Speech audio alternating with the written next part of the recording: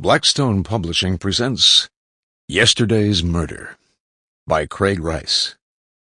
This book is read by Richard Poe. Is it that Telefair is the illusion we have cast up in our minds? Part 1. Chapter 1. He had never been to the island before.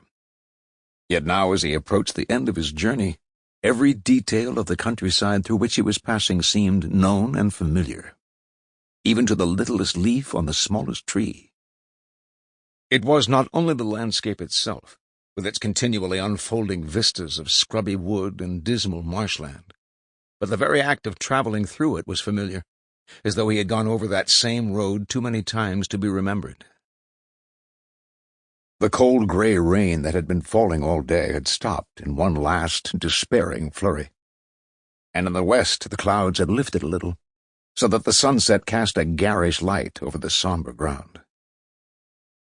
Watching the woodland and marshes as they picked up and reflected the reddish glare, it seemed to him that he had made the journey so often that he knew every bush and branch and stone, every rough patch in the narrow and muddy road.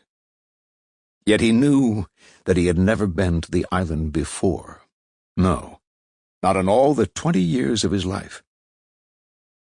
He was the only passenger on the rattling old bus that was the one means of transportation to the island.